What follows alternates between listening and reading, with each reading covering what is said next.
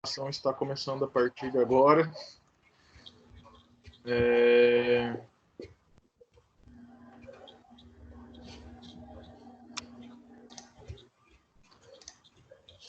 Para a próxima aula,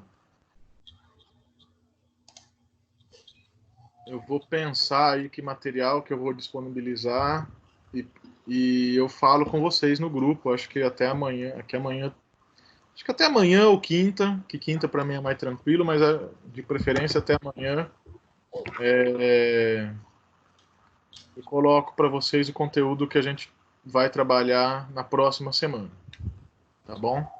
E aí eu vou pedir paciência, novamente, compreensão, colaboração, todos vocês, para a gente conseguir seguir essa disciplina da melhor maneira possível, né? Já que a gente vai ter que começar, mas não tem problema.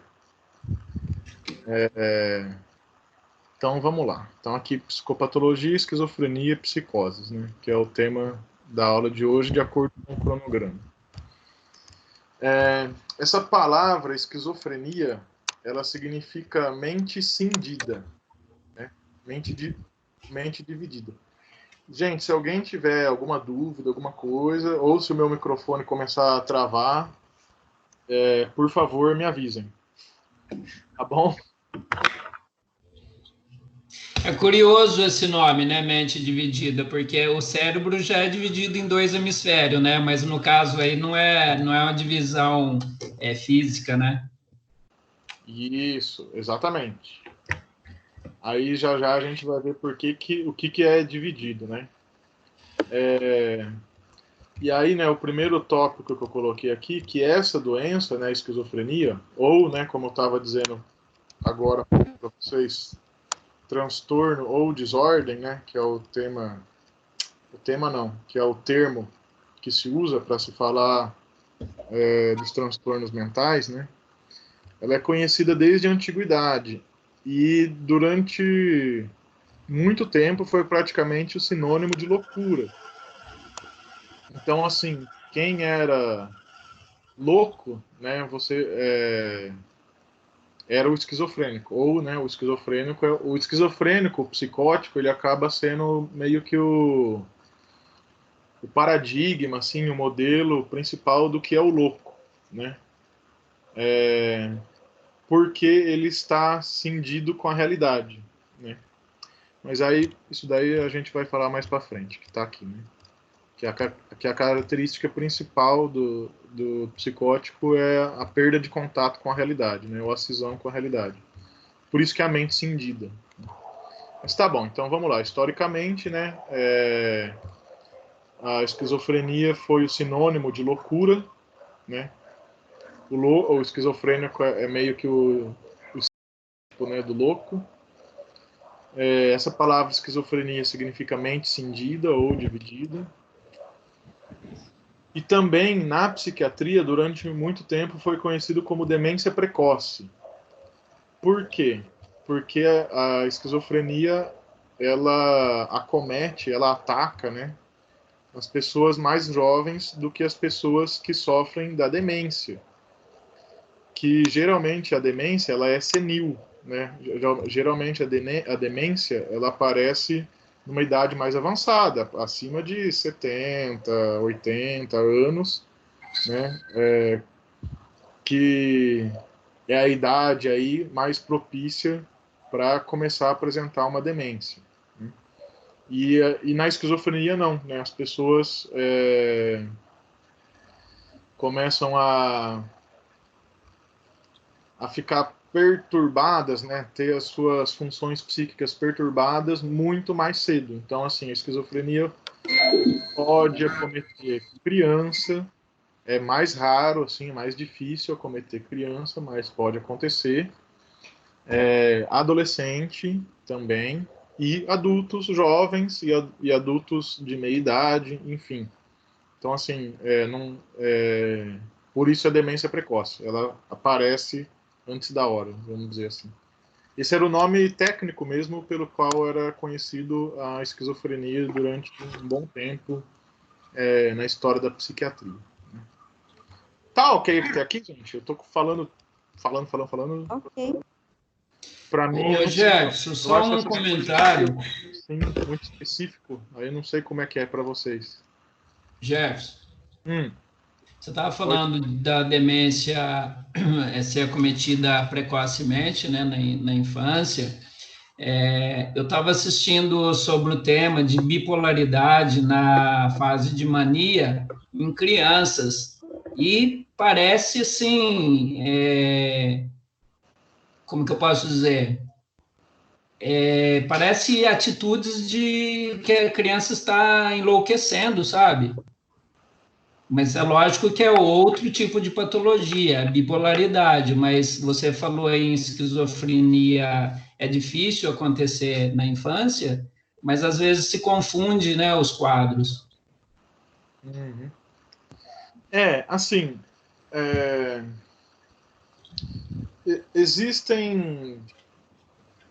existe muita criança que tem transtorno, né, que sofre de algum problema psicopatológico, sim.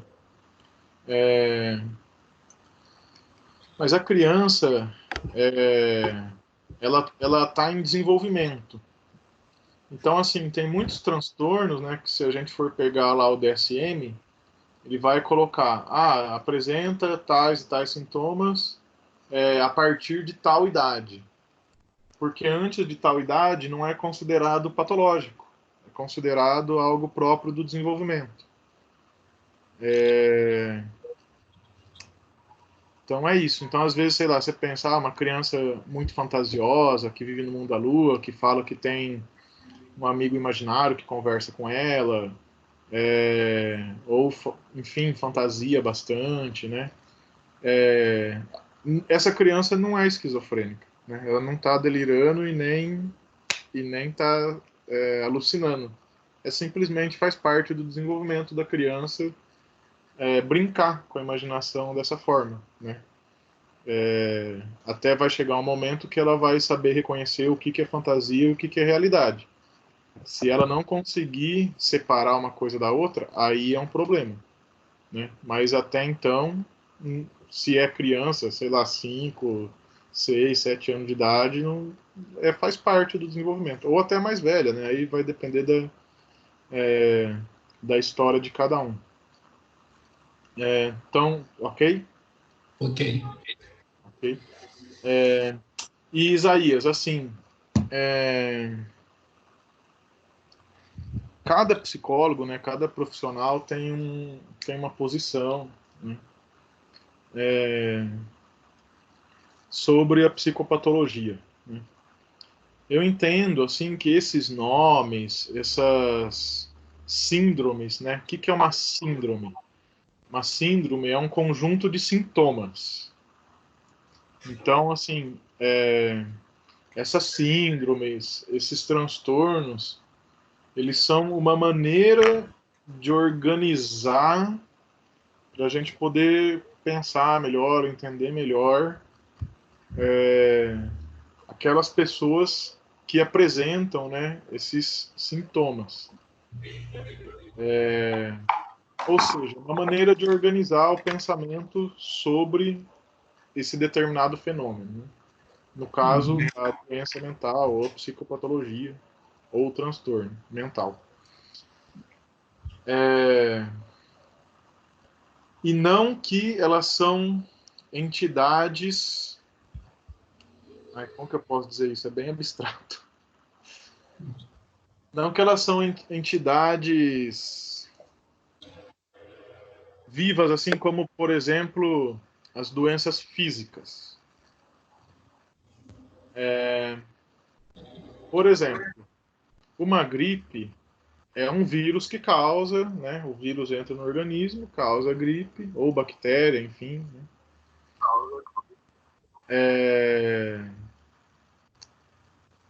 Deixa eu pensar alguma outra doença orgânica.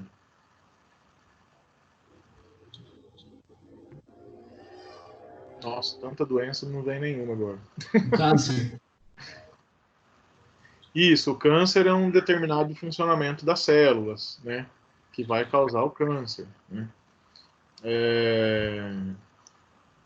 Agora, as doenças, os transtornos mentais, né? Eles são entidades, vamos pensar assim, uma entidade, chama o nome técnico entidade nosológica, que significa o quê? É uma doença. Elas, elas são criadas a partir do critério de normalidade. Então, por isso que é importante ter essa discussão do normal e do patológico, né? Porque quando a gente começar a ver transtorno por transtorno, sintoma por sintoma, com certeza muita gente vai se identificar com vários. Assim, nossa, esse é o meu transtorno. Eu tenho isso, com certeza. Eu vou no psiquiatra amanhã tomar vários remédios, porque o DSM, segundo o que está escrito no DSM, sou eu, acabou de me descrever ali. Então. Não. Oi? Mas não é assim, né? Isso.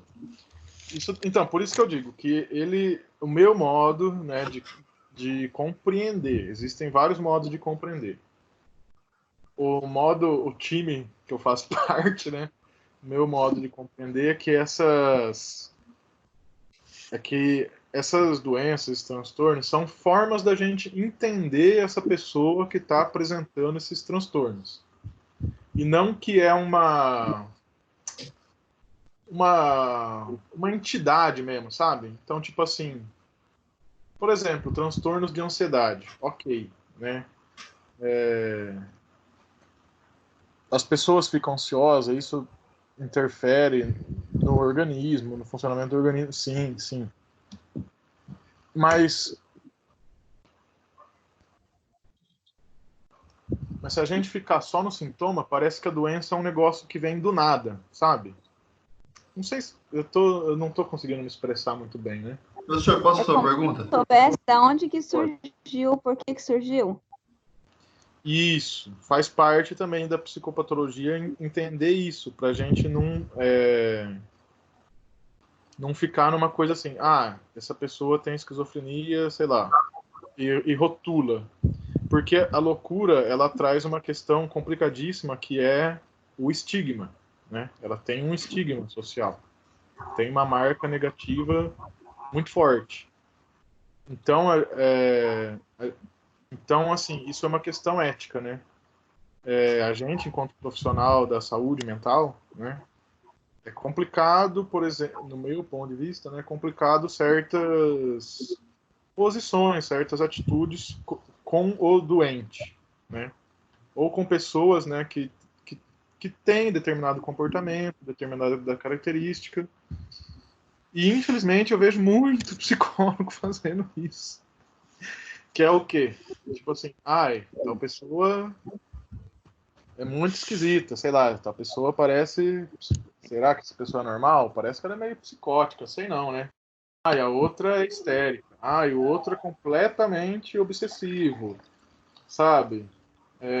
Então, assim, como tem conhecimento, né, dessas classificações, já cola o Já vai pulando. rotulão na testa, né? Assim, tá. Lá vem o obsessivo. Lá vem o psicótico. Professor, Pois não. essas doenças comprometem o cérebro da pessoa, por exemplo, um transtorno bipolar ou um transtorno esquizofrenia, que seja, ela compromete o cérebro da pessoa? Uma pergunta muito boa. E ela tem uma resposta que é assim, ela pode sim comprometer o cérebro, tanto que na esquizofrenia precisa ter intervenção medicamentosa, não tem como tratar só com terapia. Tem outras doenças que dá para tratar com terapia e medicamento, né? A esquizofrenia é uma delas, mas tem que ter medicação. Não dá, porque ela sim prejudica o cérebro, né? E o contrário é verdadeiro. Ela pode surgir a partir de algum problema cerebral. Entende? Então, assim, algum problema neurológico. Então, por exemplo, uma das características da esquizofrenia existe psicoses que são as chamadas induzidas por drogas ou medicamentos. Então, assim, isso é muito... Gente, vocês, Americana, Santa Bárbara do Oeste, ou qualquer cidade que seja, com certeza deve ter um famoso maluco da rua, maluco do centro, né? Que é aquele morador de rua, que toda cidade tem, às vezes mais do que um, né? Aquele morador de rua, usuário de droga, e que cindiu com a realidade, assim. Tal. E muitas das vezes a gente não sabe o que veio primeiro, né? Será que ele já tinha um sofrimento mental e passou a usar droga e isso comprometeu mais ainda? Ou será que não? Será que ele tinha outro sofrimento e aí ele passou a usar droga e aí isso acabou desencadeando uma psicose? Então, essa resposta, a resposta da sua pergunta são essas duas. A pessoa que tem a esquizofrenia pode sim vir a ter um deterioramento neurológico por conta da esquizofrenia, porque ela confunde muita coisa. É um outro funcionamento cerebral diferente, né? E ela pode ser desencadeada por conta de algum problema neurológico também. Principalmente o uso de droga, mas não só. Se vocês lerem lá o capítulo do Dal Galahondo, ele vai falar de trauma, principalmente traumas, né? Traumas, episódios muito difíceis, assim, a pessoa dá uma cindida, né? Mas é um episódio psicótico, né? Ela não vai ficar... Aí depende de pessoa para pessoa, né? Pode acontecer um episódio psicótico. Ela cinde, mas depois ela volta. Ou não, ou ela pode cindir e ficar. É isso. Jefferson, a abordagem pode também influenciar nessa questão da questão terapêutica e do esquizofrênico? Cada abordagem vai trabalhar de um jeito, é isso? Sim, o que eu estava falando até agora não é nem assim a abordagem do trabalho terapêutico, mas a abordagem da questão em si, né, da psicopatologia em si, das pessoas em si, do comportamento das pessoas, do modo de ser, né, das pessoas em si, né, que assim, para mim as pessoas são pessoas, ponto. Agora para outro psicólogo ou outra psicóloga, as pessoas são... o filtro é o DSM, sabe? Tá, esse aqui é histérica, lá, esse é obsessivo, esse tá tendendo mais para psicose, esse é não sei o quê. Entende o que eu tô querendo dizer? Sim. Que antes de entrar em contato com a pessoa, ela toda já coloca um viés, um rótulo.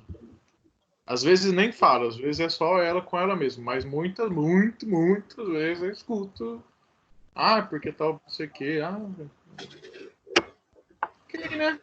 E você é perfeito, né, gata? Gato. Boa. Enfim, você é a pessoa mais normal do mundo, parabéns. Zero transtorno. Aí. Hã? Mas a esquizofrenia, tem alguém falando?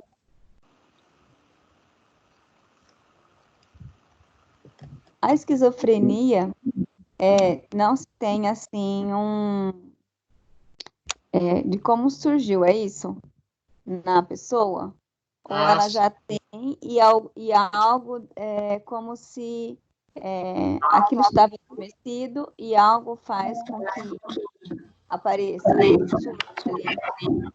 Então, a esquizofrenia, justo esse tema, né, para começar a minha parte, ela é um dos grandes desafios, um dos grandes mistérios da psiquiatria, né, da psicopatologia, porque não se sabe muito bem por que alguém psicotiza, né, por que alguém fica psicótico. Existem explicações. Por exemplo, existe um fator genético Então, pessoas que têm histórico na família estão mais propensas, né, a desenvolver em algum momento. E assim, geralmente, aí assim, eu vou falar um pouco mais da compreensão psicanalítica, né, que é a que eu adoto, né, que é a que eu posso falar também, que as outras eu não sei. Mas assim, pode ser uma defesa, né, diante de uma situação insuportável, a pessoa cinde, né, com a realidade, já que pode ser compreendido como uma defesa, né, um mecanismo de defesa, para quem lembra lá da psicanálise. Essa realidade é tão insuportável que eu vou tirar ela da minha vista, né? Eu não vou mais viver nela, eu vou viver em outra realidade, vou para outro lugar. E aí cinde. Entende? Então, assim, o que eu dei agora são duas explicações, né? Uma explicação genética e uma explicação mais psicodinâmica, né?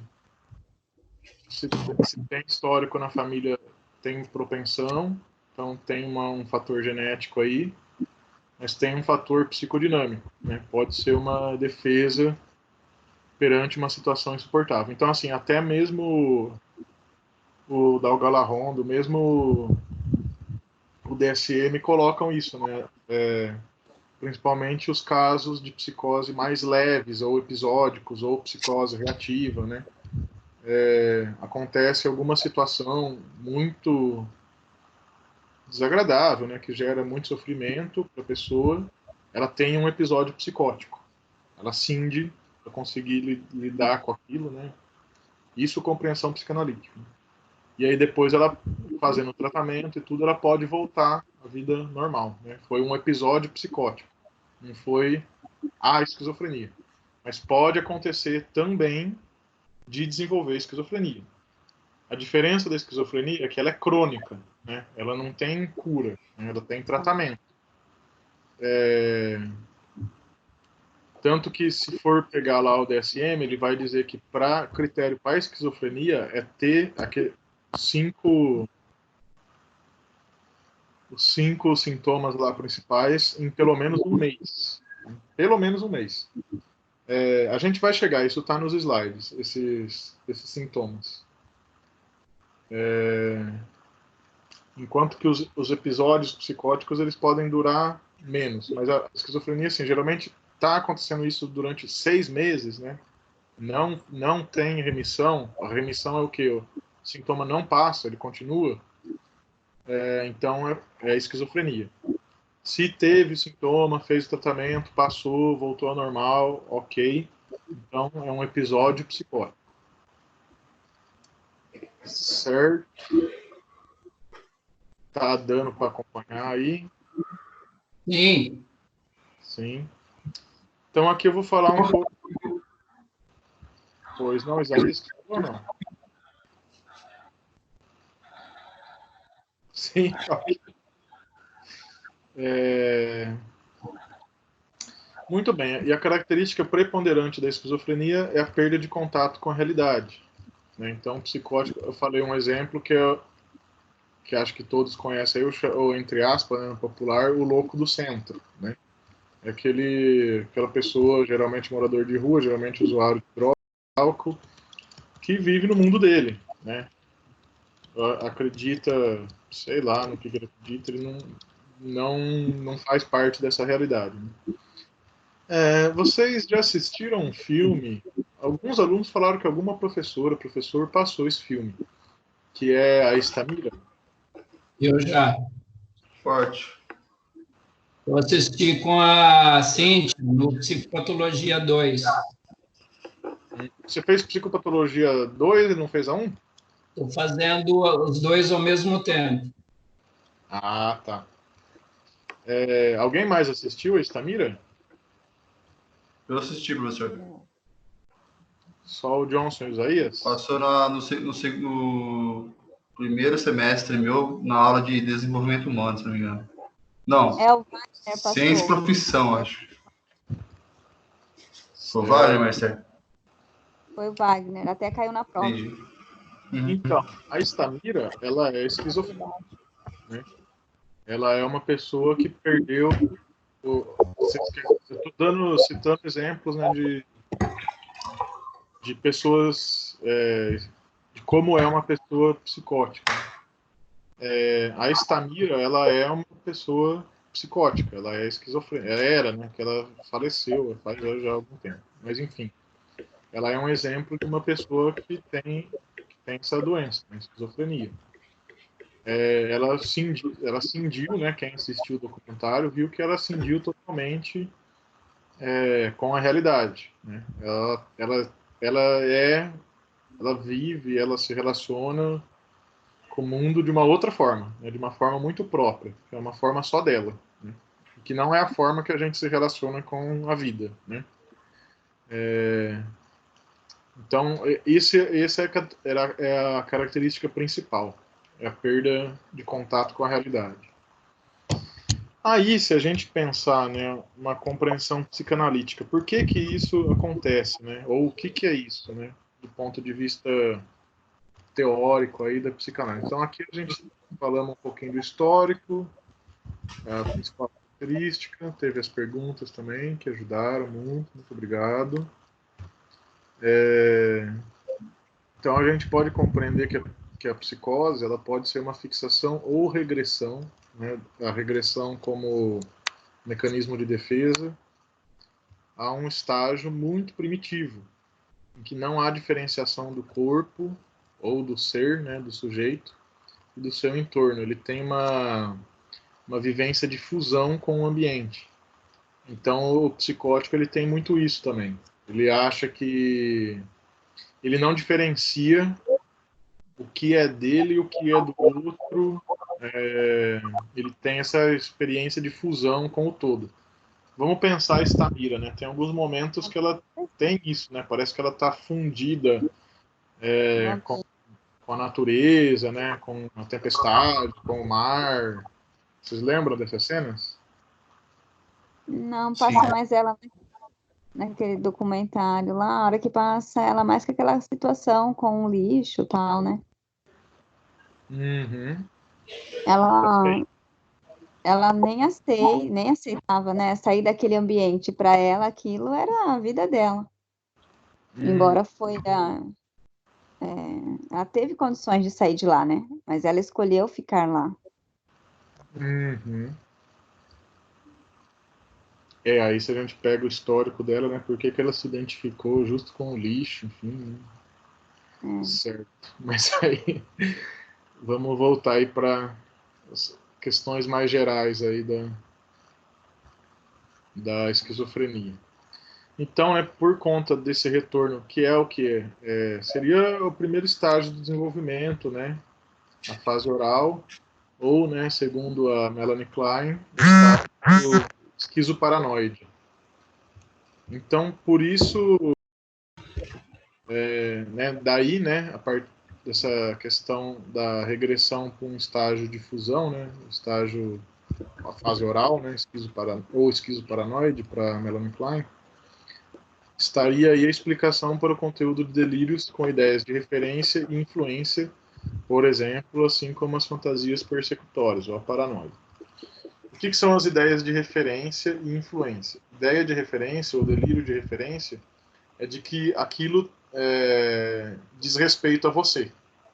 Então, assim, a pessoa tá passeando na praça, sei lá, e aí tem outras duas pessoas conversando lá longe, nada a ver, nem conhece, né? E ela tem certeza absoluta que aquelas duas pessoas estão conversando sobre ela. Ou passa um caminhão assim, um caminhão, um carro, sei lá, um adesivo X, e aí a pessoa fala assim: ah, esse cara colocou esse adesivo aí e passou aqui essa hora porque ele quer mexer comigo, ele tá me provocando, sei lá.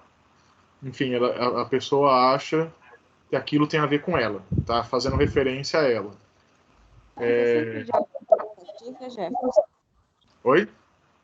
Sempre assim, nesse contexto provocativo? Não, assim, é simplesmente que tem a ver com ela. Então, ou sei lá, choveu. Ai, nossa, hoje choveu porque eu tinha que ficar em casa, sei lá. Ai, Entendi. a pessoa aconteceu um acidente, não, tá vendo televisão, aconteceu um acidente, tal lugar, a pessoa não estava usando cinto e morreu. Vai falar, ai, nossa, isso aconteceu porque eu não usei cinto outro dia, e aí a pessoa não usou cinto e morreu. Então, assim, tudo que acontece diz respeito a ela, né? Isso Entendi. são as ideias ou os delírios de referência. Certo? E pode ter o exemplo também da pessoa estar assistindo o noticiário e o jornalista está falando alguma coisa e ela acha que está falando para ela, né? Sim, sim. Isso aí acho que tem a ver também, né? É uma ideia de referência também. Mas acho que tem mais a ver com um delírio mais de grandeza, assim, tipo, tá tudo que Tudo é comigo. tem o poder de falar com a televisão, né? Alguma coisa desse tipo. Mas tem a ver também, é uma ideia de referência também, né? O William Bonner dá uma notícia lá, ele deu essa notícia para mim, especialmente para mim, né? Óbvio. Então isso fala boa noite para quem? Para mim, claro. Então isso é uma ideia de referência ou um delírio de referência. A referência é tipo assim, tudo que acontece é para mim, tá relacionado comigo. Isso é a ideia de referência. E a influência também, né? O delírio ou ideia de referência e tem o delírio ou ideia de influência, que pode ser tanto de fora para dentro quanto de dentro para fora. Então, por exemplo, o Isaías tá lá na casa dele lá, mas ele tá controlando todos os meus pensamentos, controlando todas as minhas falas, os meus atos. Se eu conseguir dar essa disciplina bem, foi porque o Isaías quis, mas se ele quiser me ferrar, ele vai me ferrar, porque é ele que controla meus pensamentos e os meus atos. Então, Que poder, né? É, se ele quiser arrancar da minha cabeça todo o conteúdo que eu sei, ele pode também, entendeu? Ele pode ir lá e apagar a minha memória. Se ele quiser que eu fique doente, ele pode também, entendeu? Tipo assim, alguma pessoa ou alguma coisa de fora me influencia. Isso é uma ideia de influência. Ou tipo assim, a Marister falou um negócio para mim, ela quer que porque ela quer que eu fique doente. Eu vou começar a ficar doente agora porque a Marister falou um negócio para mim. Isso é uma ideia de influência. Ou pode ser o contrário, né? Como se fosse um poder mágico. Eu vou fazer tal coisa e o Johnson vai fazer tal coisa porque eu fiz tal coisa. Sei lá, não sei, eu vou olhar aqui a minha tela do celular aqui e o Johnson vai ficar com ciúmes de mim, sei lá. Então, assim, eu influencio o mundo, né? Eu influencio o mundo. Das duas vias. O mundo influencia quem eu sou, o que eu faço, tem total poder sobre mim, e o contrário é verdadeiro também. Eu tenho total controle sobre o mundo. Isso são as ideias de influência. Alguém ia falar alguma coisa. Não? Meu microfone tá ok? Não travou hoje? não, Ok. tá. Tá ok. Então tá bom. E, né, também as fantasias persecutórias, né, que é a chamada paranoia, ou delírios paranoicos ou delírios persecutórios, né? Que é o que? Alguma coisa de ruim vai acontecer comigo, porque alguém vai fazer mal para mim, ou porque a polícia tá atrás de mim. Mas por que a polícia tá atrás de você? Porque eu xinguei minha mãe outro dia. Xinguei minha mãe, a polícia vai me prender. Ou, ou alguém vai te machucar, sei lá, o Wagner vai me machucar, vai bater em mim, só porque outro dia eu não prestei atenção na aula dele, sei lá. Então, assim, isso também é delírio persecutório. Sempre vão te fazer mal. A pessoa que é paranoica, ela tem isso, tem essa característica. É o mundo contra ela. Tá todo, ou é o mundo, ou a polícia, ou alguém, ou enfim, tem uma, como fala, tem uma conspiração para fazer mal para ela. Existe uma conspiração para ela. Isso é o que passa, né, nas ideias persecutórias ou paranoicas. E aí isso tem a ver, né, com essa primeira, psicanaliticamente pensando, né, tem a ver com esse primeiro estágio de desenvolvimento, que é esse bebê, que ele é fundido com a mãe, né, não se diferencia do ambiente, né, tá fundido ainda com a mãe, ainda não se entende como um ser separado, como uma pessoa, um indivíduo. Aí, né, se a gente for pensar lá, então por isso a ideia da referência, porque tudo diz respeito, de certa forma, o bebê não sabe, ele não tem parâmetro para saber o que diz respeito para ele, o que não é dele. E ele também não tem parâmetro do que ele controla e do que ele não controla. Ele está aprendendo isso aos poucos, né? De que maneira que ele pode influir no ambiente e de que maneira o ambiente faz essa troca com ele. E daí, né, se a gente for lá para a Melanie Klein, também, né, as ideias persecutórias e mesmo as ideias de grandeza, né? Que é a ideia do seio bom e do seio mau. Né? O bebê ataca o seio bom e tem medo do seio mau. Ele sabe que uma hora o seio mau pode atacar ele. Ele devora o seio bom, mas uma hora ele sabe que pode ser devorado também, né, pelo seio mau. Ele devora o seio bom, por outro lado, ele pode ser devorado pelo seio mau. Então, por isso, as fantasias persecutórias. Nossa, agora eu fico pensando, o Isaías está tendo Psicopatologia 2, que a Cíntia ela é behaviorista. Eu vou mais para psicanálise. Mas,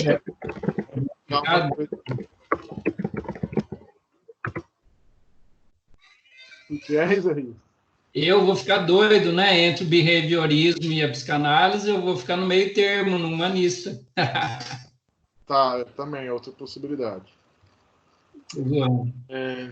E aí, né, então, isso também é uma característica da pessoa que tem psicose, né, do esquizofrênico. Aí vocês vou pedir, por favor, né, para vocês tentarem lembrar lá, né, que do processo primário do princípio do prazer, né, do ponto de vista pulsional freudiano, em detrimento do processo secundário e princípio da realidade. Então, só para lembrar, né, o processo secundário, a pulsão, né, a energia, ela já está mais ou menos determinada, mais ou menos encaminhada, né, que caminho que ela vai fazer, né, que caminho que a pessoa faz para se satisfazer. E o princípio da realidade vai dizer, né, que essa pessoa tem um controle da satisfação, né, ou da insatisfação, né, é capaz de suportar uma insatisfação. No processo primário e o princípio de prazer, não. Né? Então, o processo primário é tudo muito solto, a pulsão vai fluindo para todos os lados, né? Não tem nada muito determinado. E o princípio de prazer, né? Que exige a satisfação imediata. Não consegue lidar muito tempo com a frustração. Certo? Desse slide, alguma dúvida? Não? Podemos prosseguir? Está travando? Não? O meu tá travando horrível, aí eu tô tentando usar o celular. Tá. Vou passar então, tá bom? Ok. Bom, então falei da esquizofrenia, do modo geral, uma compreensão assim. E a esquizofrenia é como que o paradigma, né, das outras psicoses. Então, se você for lá mesmo, seja no DSM, seja lá no capítulo do Dalgara Rondo, tá sempre esquizofrenia e psicose, as duas juntas, né? Por quê? Porque além da esquizofrenia em si, que é o transtorno existem outros transtornos com características semelhantes. E aí eles vão ser denominados esquizofreniformes, ou esquizotípicos, ou simplesmente psicoses, né? Que são transtornos que têm características da esquizofrenia, mas que não são a esquizofrenia, né? São psicoses. E aí vamos lá então para os sintomas, né? O raciocínio sindrômico aí do DSM-5. DSM-5, no capítulo sobre esquizofrenia e psicoses, postula que esses transtornos são definidos por anormalidades em 1 a 5 dos seguintes domínios. Então, se tiver um desses, já é um sinal de que a pessoa pode ter algum transtorno psicótico. E quanto mais deles, mais evidências, né, para fechar um diagnóstico de que a pessoa seja ou no mínimo psicótica, né? Aí,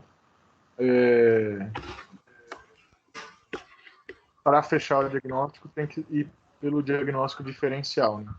Ver o que observar cada síndrome, cada transtorno, para poder identificar isso. Então, quais são esses domínios, né, que indicam uma possível psicose? A pessoa, por exemplo, delírios, alucinações, discurso organizado, comportamento motor desorganizado ou anormal, incluindo a catatonia, e sintomas negativos. Aí vamos ver o que é cada um desses.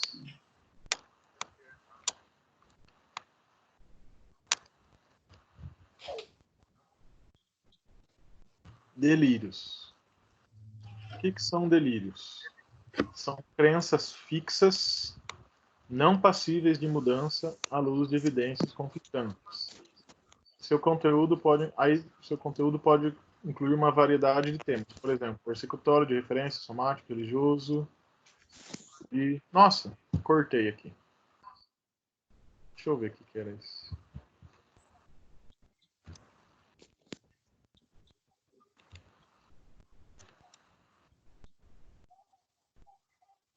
Religioso e de grandeza.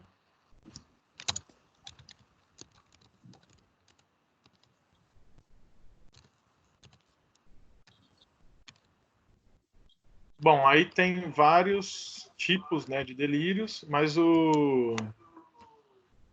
a definição principal é essa, né? Que isso é uma crença fixa e que mesmo com evidências conflitantes a pessoa não muda, né? Ela não deixa de acreditar naquilo. Então, quem tiver interesse, né, por esse tema de psicose, esquizofrenia, eu recomendo o caso clínico do Freud, né, o único caso de psicose que ele analisou, que é o caso Schreber. Ele não analisou esse caso pessoalmente. O Schreber, ele era um juiz que escreveu um livro sobre a doença dele. O livro que ele escreveu chama Memória de um Doente dos Nervos. E aí ele conta tudo, né? Os episódios de surto, os delírios que ele tinha. E aí o delírio principal do Schreber é que ele era a mulher de Deus.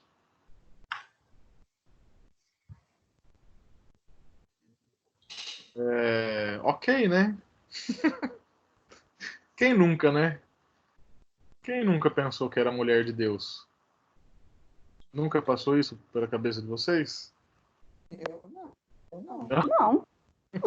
Você é louco. E ele acreditava que o mundo iria acabar, o mundo tal como estava prestes a acabar, que só ele iria sobrar no mundo e ele iria ser fecundado por Deus para repovoar a terra. Nossa, Nossa, acho que né? tem bastante cineastas assim, né? A mulher de Intenso. Hum?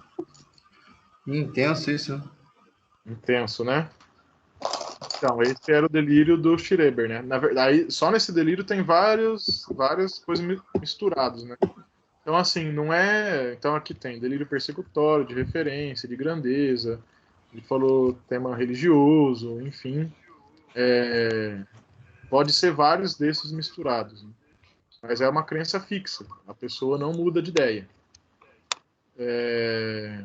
Por mais absurda que seja. Então, vamos ver os tipos de delírio. Então tem esse delírio, né? Por exemplo, o Schreber. Delírio de grandeza e religioso assim, é muito comum. Então, eu não sei se vocês já viram um vídeo antigo, que é um meme do King Size do Rio de Janeiro. Vocês já viram esse vídeo? Não, é um meme. Mas é um meme, coitado. A pessoa tirando sarro de um rapaz que evidentemente ele sofre de algum transtorno. Ele fala que esse exemplo também é bom para mostrar o discurso incoerente. Eu vou ver aqui discurso incoerente e desorganizado. Vou ver aqui se eu acho no YouTube, qualquer coisa eu boto aí pra gente assistir rapidinho. Que mais? Deixa eu pensar algum outro exemplo de delírio. Então, delírio persecutório, eu dei alguns exemplos, né, de referência. A pessoa vai controla a minha vida, meus pensamentos, ou eu controlo, ou a polícia está me perseguindo, ou o Bolsonaro tá me perseguindo, quer me matar, sei lá.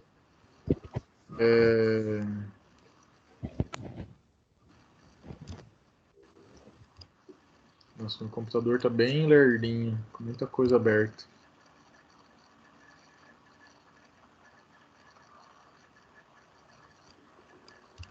Esse programa do Teams aí é bem pesadinho. Bom, se não conseguir abrir, fica assim. Bom, e aí tem as categorias, né, de delírios aí, segundo o DSM. Então, o que é o delírio persecutório? É a crença que o indivíduo irá ser prejudicado, assediado e assim por diante por uma pessoa, organização ou grupo. Esses delírios persecutórios são os mais comuns dos transtornos psicóticos. Outro tipo de delírio, delírio de referência. O que é o delírio de referência? Crença que alguns gestos, comentários, estímulos ambientais e assim por diante são direcionados à própria pessoa. Também são muito comuns. Eu não sei se vocês tiveram já uma experiência, que eu sou uma pessoa que anda bastante pra rua, não tenho medo de nada. Arro! Mas assim, vocês nunca. Não sei se vocês já tiveram essa experiência, tá andando na rua e aí algum famoso maluco do centro simplesmente olha pra sua cara e fala assim: tá olhando o quê? O que você quer comigo? Ah, sim, tem vários. Ninguém nunca teve essa experiência? Eu procuro nem olhar. Já, Não, tem sim. Você não precisa nem olhar, você só passa assim, longe que seja, do outro lado da rua, o cara grita: o que você tá olhando? O que você quer comigo? Eu vejo que a pessoa tem alguma atitude esquisita, eu já nem passo perto. Ah, mas eles costumam falar mesmo, igual você falou, Jefferson. Eles têm essa coisa de olhar para o outro e é como se todas as pessoas estivessem passando, estivessem olhando só para ele. Uhum. Aí é o persecutório. Sim. Pode ser persecutório. aconteceu comigo no farol. Meu Deus, levei um susto. O ideia, você nem tinha percebido a existência, né, do rapaz, e ele chegou intimando.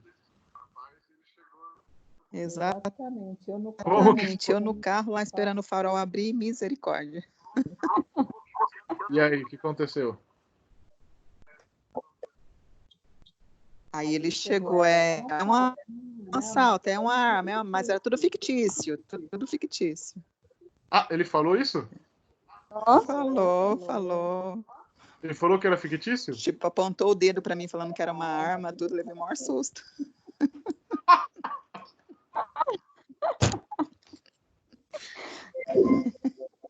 Muito bem. A Ai, gente ri, mas é agora ri, né? Na hora de chorar. sério,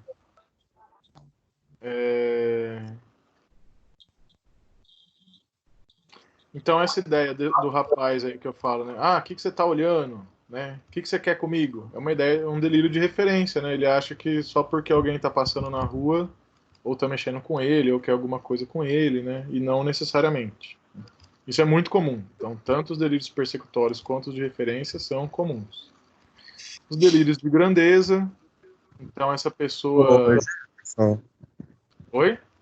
Mas isso daí pode acontecer assim, por exemplo, por exemplo, tem uma pessoa que é morador de rua que eu sempre cumprimento ela e tudo mais. E um dia, assim, ela foi desse jeito. Isso daí é uma coisa que acontece uma vez ou outra. Então, aí não sei, né? Porque eu não conheço É o... uma Eu, mudança de eu comportamento. acho que é uma vez ou outra, porque eu encontrei com o mesmo fulano outros dias depois, no farol, no mesmo farol, e ele estava normal. Uhum. No caso, por exemplo, eu sempre cumprimento. Aí nesse belo dia eu fui cumprimentar. Aí a pessoa chegou e falou: O que você tá olhando? O que você tá olhando? E começou a sair correndo atrás de mim. Uhum. Mas foi uma coisa atípica, sabe? Que ela nunca tinha feito isso. Uhum. Não sei se foi Então, um momento que ela estava passando de muito estresse ou algo do tipo que fez ela agir daquele jeito. certo. Tanto o estresse como o uso de droga também pode exacerbar, né? Pensa assim, uma pessoa, aquela velha história da bebida, né? A pessoa, ela é normal, vamos dizer assim, no dia a dia. Ela bebe e fica agressiva. A outra é normal, entre aspas, no dia a dia, aí bebe e fica triste, chorando, começa a chorar. Isso também tem com qualquer tipo de transtorno, vamos chamar assim, né? Ou de tendência. Se a pessoa tem tendências psicóticas e ela usa alguma droga, ou pode ser numa situação de estresse também, isso vai ficar mais evidente. Não sei se eu respondo a sua pergunta. Responde assim. De que se é de vez em quando, se é sempre. Ou um momento de crise dela, né? Sim. Tem Aí tem isso, né? Vale, Thiago. Porque, assim, a doença, ela pode ter aqueles momentos de crise, né? Um momento que afeta mais e, de repente, que dá um pico de crise. Uhum, exatamente.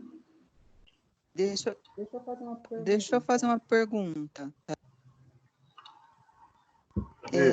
Nós, assim, vamos se colocar como normais, né? Ninguém é normal, mas vamos se colocar como se nós fôssemos. Nós podemos ter também essa crise de psicose, assim, essa crise? Em algum momento? Claro que pode. Como qualquer, Entendi. como qualquer transtorno, qualquer crise de qualquer doença psíquica. Todo mundo pode passar por uma crise depressiva, todo mundo pode passar por uma crise de ansiedade, pode desenvolver algum transtorno somatiforme, né, que a gente chama doença psicossomática, né, por exemplo, gastrite, nervosa, enfim. Então, assim, isso é um aspecto que é importante falar e obrigado por perguntar, né? Quando se trata de psicopatologia, é doença, assim como qualquer doença. E ninguém está. e as doenças elas são democráticas, né? A doença ela pega, seja no rico, seja no pobre, ela não faz distinção de classe, né? Elas são bem democráticas. As doenças mentais também, elas estão presentes em todas as classes sociais, todos os estratos.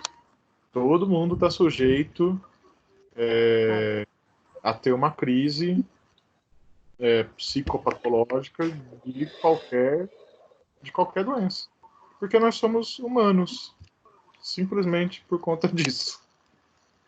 Eu estou falando porque algum tempo atrás eu tive um episódio assim da minha vida que eu meio que surtava muito e eu tinha uns delírios parecidos, sem uso de nada. Uhum. Aí foi por conta do estresse mesmo, né?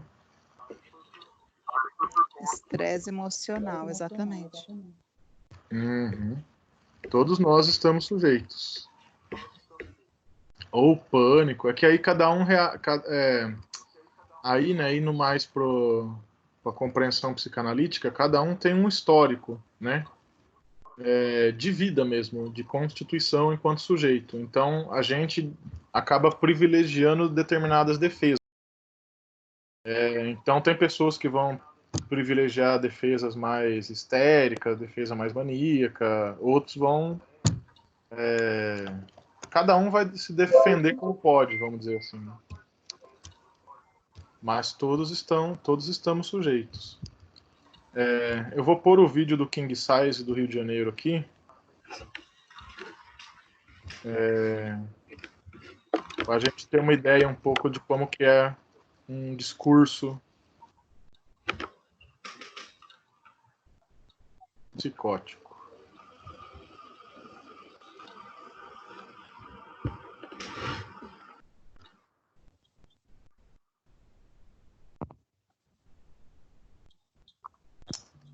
Ai, desculpa.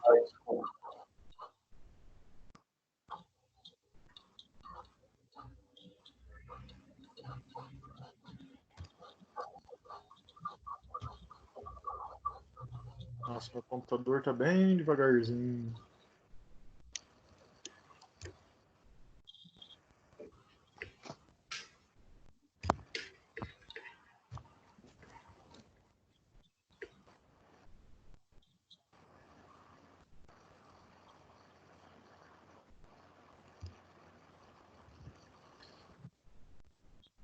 Tá aparecendo a tela do YouTube? King Size do Rio de Janeiro? Isso. Aparecendo.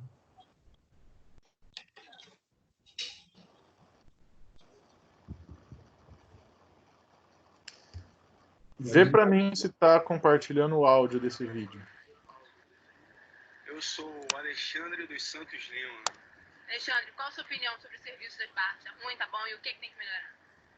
Bom, o serviço das barcas é um serviço excelente, com um transporte de um custo não muito elevado, leva até o Rio de Janeiro e vai ficar melhor logo assim que eu assumir como faz o senhor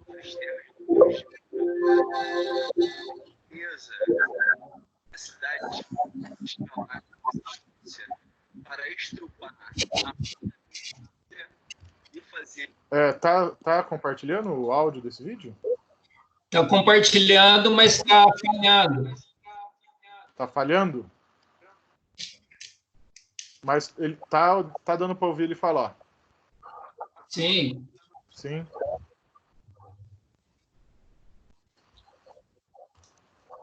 Deixa eu fazer um negócio.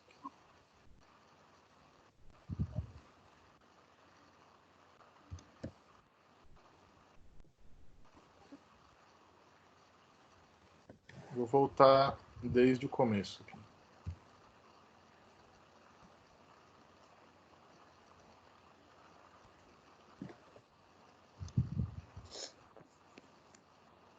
Nossa, meu computador tá muito devagarzinho. Jorge, você ganha bem, compra um novo, pô. Pois é.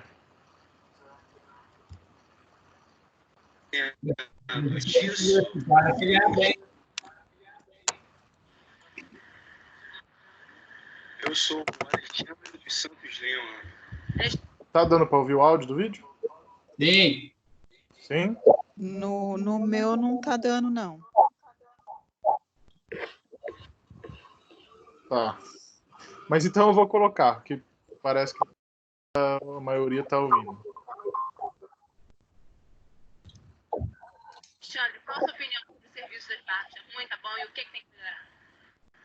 Bom, o serviço das barcas é um serviço excelente, que é um transporte de um custo não muito elevado, leva até o Rio de Janeiro. Vai ficar melhor logo assim que eu assumir como King Size, o senhor das terras do Rio de Janeiro. A máfia chinesa teve a capacidade de escalar minha existência para estar e fazendo disso um motivo de zoação constante na minha vida. Sendo que essa finalidade foi para que eu sumisse do Rio de Janeiro e não fizesse a descoberta de ser o King Size. O King Size, os King Size são os reis maiores que existem no planeta. Em Portugal, em 1485, pela corte portuguesa, a corte portuguesa deu os King Size um brasão King Size. Chegando ao Rio de Janeiro e em muitas terras do Brasil, colonizou, imigrou e colonizou as terras. King Size. Tem a minha filha, que é a Kézia Castro Lima, que vai ser herdeira de tudo dentro de muito pouco tempo. Eu tô Logo falando. reabrir plasma de rola inúmeras execuções. Eu sou Alexandre dos Santos Lima. Muito bem. Prestaram atenção no King Size do Rio de Janeiro? Depois, se você puder, você me manda o link, porque eu não consegui ouvir, tá bom? Tá bom. O que eu entendo é que parece que as pessoas têm um discurso assim, bem coerente, né? Para eles, mas para nós não tem nada a ver.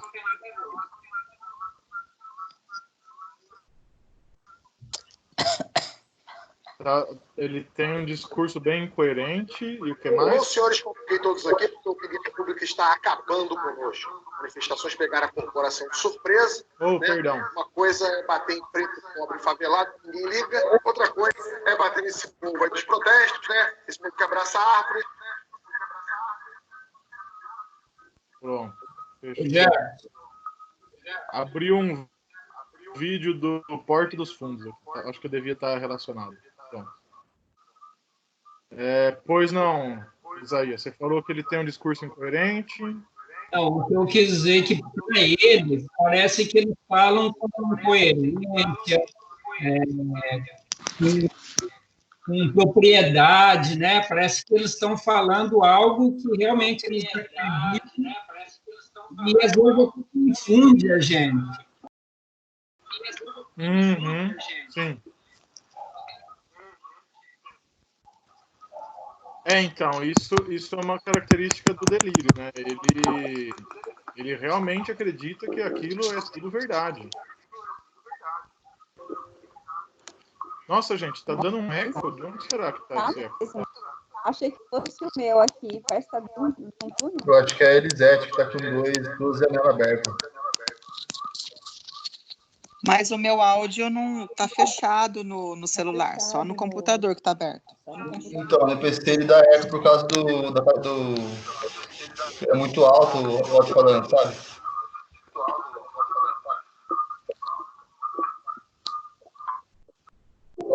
Pronto, resolveu.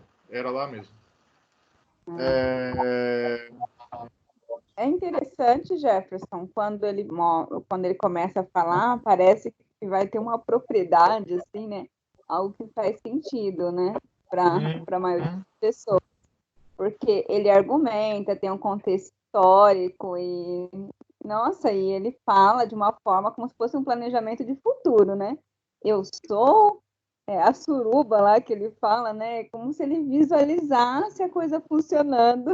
A suruba onde está rolando várias execuções. Imagina Que é isso, meu filho? É como se nas palavras você visse o pensar dele, né? Ele fala de uma forma que, nossa, ele visualiza e depois ele tenta transmitir com as palavras. Eu acho que eu vi isso, sim. Sim. Ouvi não. Ouvindo ele falar, você imagina. O que mais que vocês viram aí? Daqueles delírios lá que a gente estava vendo, persecutório, de referência, de grandeza. Tem tudo, né? Acho que tem de tudo ali. Nossa, de tudo. Isso daí já fez surgir assim, né? Nas provas, vamos dar um de King, como é que ele chama? King size. King size. Nas É uma provas? viajada. Depois das argumentações dele, é brincadeira, Jefferson. Nossa, mas as provas aí que o pessoal é um King aí, né? O discurso, assim, do psicótico, do paranoico, assim, principalmente, ele tem essa aparência lógica, né? Você começa a pensar uma coisa, você está percebendo que não é, mas a estrutura que ele faz, assim, é uma estrutura muito lógica. Você fala assim, nossa, mas esse cara de Portugal, e não sei o quê, assim, são várias relações, assim, mas só que você percebe que não é real. Poderia até ser, mas não é. Fala, Isaías. Até o ano ele cita para confundir a gente. Sim, porque aquilo é verdade, o que ele está falando é verdade para ele. Então tá bom, vamos voltar lá no PowerPoint. Os outros tipos de... Isso daí é só para ter... Ficou claro, né? Deu para ter uma ideia de como que é o discurso. Pois não, John? Essa diferenciação aí dos delírios estão tudo nos textos que você pediu para a gente ler? Tem. Esse do PowerPoint mesmo é o texto do DSM. Tanto que tá aqui, ó. É exatamente, copiei e colei. Tá lá no DSM. Bom, então, referência, persecutório, grandeza, erotomaníaco. O que é erotomaníaco? Eros é o amor, né? Então é quando o indivíduo crê falsamente que outra pessoa está apaixonada por ele. Também são encontrados, né, nos transtornos psicóticos. Então, quer dizer, é uma pessoa tão importante, né, que todo mundo, enfim, ou a pessoa que ele acha, mistura várias coisas, né, mistura referência, mistura grandeza, o erotomaníaco, que alguém está apaixonado por ele, ou que todos estão apaixonados por ele, todos me amam, eu sou a rainha da cocada, sei lá. Pois não, Isaías. Tem um exemplo daquele da Ana Hickman, que achou que ela estava apaixonada por ele, né? De onde? Da Ana Hickman. É verdade, sim. O fã, né? Isso é verdade. Nossa, eu nem lembrava desse caso. Mas a pessoa confunde, né? O ídolo da pessoa acaba se tornando um alvo de paixão, né? Sim. Gente, vocês estão vendo a tela do PowerPoint aí? Sim. Sim? Tá. E os delírios nihilistas envolvem a convicção de que ocorrerá uma grande catástrofe. E os delírios somáticos... eu deveria ter separado aqui. Somáticos concentram-se em preocupações referentes à saúde e à função dos órgãos. E tem mais tipos de delírios. E os delírios bizarros, né? São considerados bizarros e claramente implausíveis e incompreensíveis por outros indivíduos da mesma cultura, não se originando de experiências comuns da vida. Então, por exemplo, retirada ou inserção de pensamento, igual eu estava falando lá que o Isaías controla a minha cabeça, aqui, ó, ele arranca meus pensamentos. ou coloca a minha fala, ou de partes do corpo. Então a pessoa acha que alguém roubou um pedaço do um órgão dela, ou que alguém colocou um pedaço, um chip. Isso é muito comum, esse discurso do chip, né? Ah, alguém veio aqui, me sequestrou, o governo colocou um chip na cabeça. Oi? Foi abduzido e aí retornou e tem um controlador. Eu já vi. Tem um computador que tá controlando tudo que eu faço, tá filmando tudo que eu faço, registrando. Delírios de controle, estar sendo controlado por uma força externa. E aí, só vou voltar um pouquinho aqui, que assim, todos esses delírios tem uma separação, né, para a gente entender, né, aprender também, saber reconhecer, mas todos eles podem estar misturados, né, na fala da pessoa. Então, por exemplo, esse exemplo aí do king size, dá para perceber isso, mas pode ser, por exemplo, uma questão que é muito comum também, da pessoa achar que tem insetos sobre o corpo dela, e não tem, né? Mas ela ou que tem, enfim, que tem alguma coisa relacionada com o corpo, alguma coisa vai atacar o corpo dela. Então, ou seja, mistura o delírio persecutório com o delírio somático. Enfim, tudo isso pode estar junto, misturado. Então isso é delírio, é a ideia que ela é real, mas é uma crença fixa. A pessoa acredita naquilo, você pode apresentar quantas evidências for que ela não vai mudar de ideia. Aquilo é a realidade dela, é a verdade dela, ela não vai mudar. Isso é um delírio. E a alucinação. Não sei se vocês já tinham visto essa diferenciação, né, de delírio e alucinação. Alucinação são experiências. Alguém está falando ou é eco? Não sei se é muito. Oi? Parou. Deve ser. Tá. Então, as alucinações, elas são experiências semelhantes à percepção que ocorrem sem o estímulo externo. São vívidas e claras com toda a força e o impacto das percepções normais, não estando sob controle voluntário. Ou seja, é uma percepção sem sensação, vamos dizer assim, né? Para quem lembra lá... diferenciar, Jeff. Oi? Eu não consigo diferenciar alucinação de delírio. Ah, tá. Eu vou explicar. O delírio é um pensamento. É uma crença. A pessoa acredita que é o king size do Rio de Janeiro. A Estamira acredita que ela é Estamira, que ela é, sei lá, uma deusa, uma profeta, alguma coisa assim. Quem mais que a gente estava pegando? Estamira, king size. Enfim. Isso é uma crença. O delírio é uma crença. A alucinação, ela é uma percepção sem sensação, né? É uma experiência semelhante à percepção que ocorre sem um estímulo externo, aliás. Então, por exemplo, ouvir vozes, né? Então, continuar lendo aqui a descrição do DSM.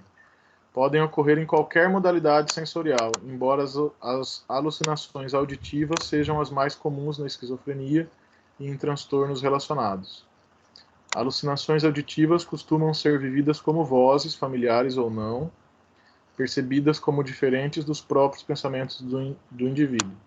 E em alguns contextos culturais, alucinações podem ser elemento normal de experiências religiosas. Tá, vamos deixar isso daqui por último. Então, é a ideia de ouvir vozes. Então, a pessoa está ouvindo vozes, mas não tem ninguém falando. Então, é uma percepção, só que não tem estímulo. Ou a pessoa vê vulto. Ela vê um vulto, ela vê uma pessoa, ela vê... Era delírio. Hum? Eu achava que isso fosse delírio. Não, a pessoa está delirando. Então, Isso é alucinação. Ela está alucinando. Então, vozes e visões, principalmente, que são as duas alucinações, as vozes são a mais comum, né? Ou a pessoa vê coisas também.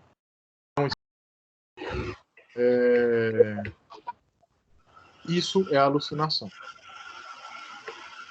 A alucinação ela é da percepção, ela é sensorial. Dá a impressão que é isso. E o delírio é crença. É uma crença, um pensamento. Ele acredita em alguma coisa. Agora, claro que tudo anda junto, né? Então, por exemplo, apareceu Jesus aqui na minha casa, sei lá, apareceu um santo, uma santa aqui na minha casa, ele conversou comigo e falou que eu tenho que, sei lá, eu tenho que ir lá na praça, ficar nu, de braço, nu no meio da praça, porque Deus vai me buscar.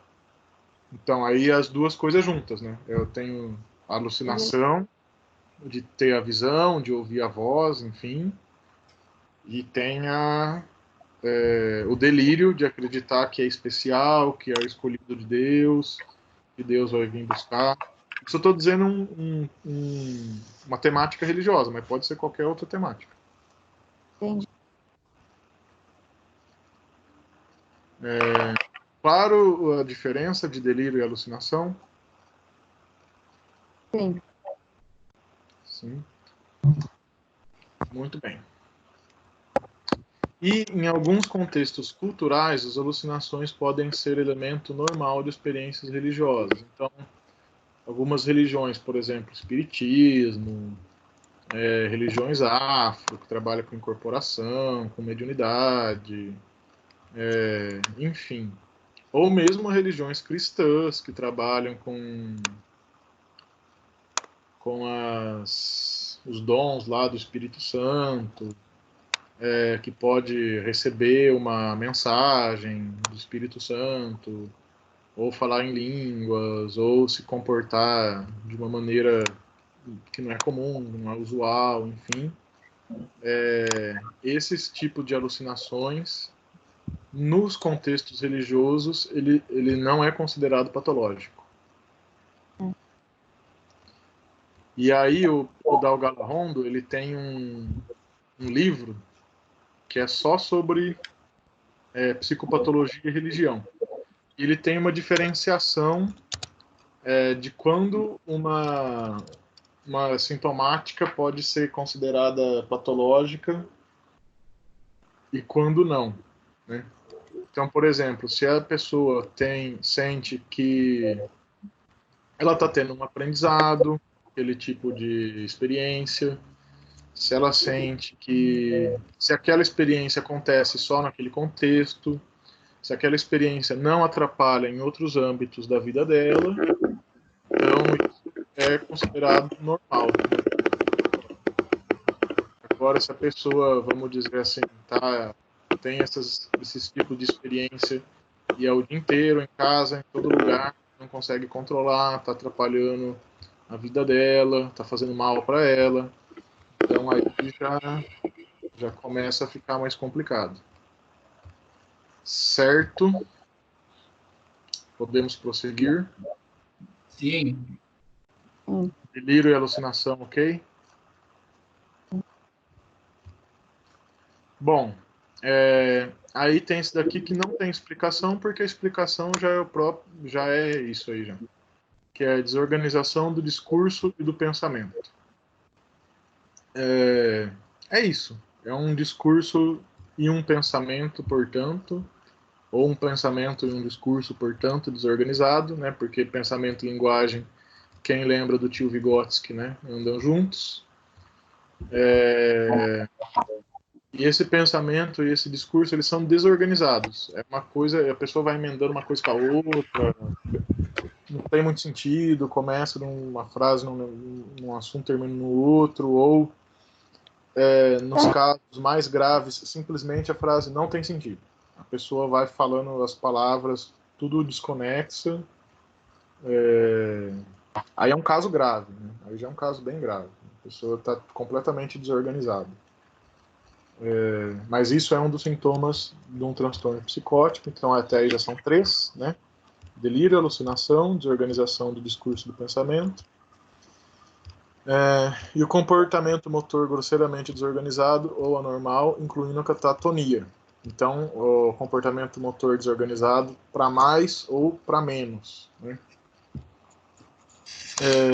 Então, pode se manifestar de várias formas, desde o comportamento tolo e pueril, ou seja, a pessoa age como criança, pulando, cantando, seria esse comportamento tolo e pueril. Assim, não é porque você pula e você canta que você está com transtorno psicótico, mas é a pessoa que não controla, não se percebe que tem lugar para isso, né? Tem hora, talvez, né? Para isso.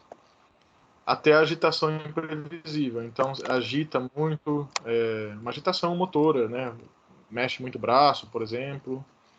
Pode ter as estereotipias, né? Eu não sei se é aqui que fala das estereotipias, mas enfim. Os problemas podem ser observados em qualquer forma de comportamento dirigido a um objetivo, levando a dificuldades na realização das atividades cotidianas. Tem dificuldade de realizar as atividades. Mais para frente que ele fala. Estereotipia. E aí tem o comportamento catatônico, né? Que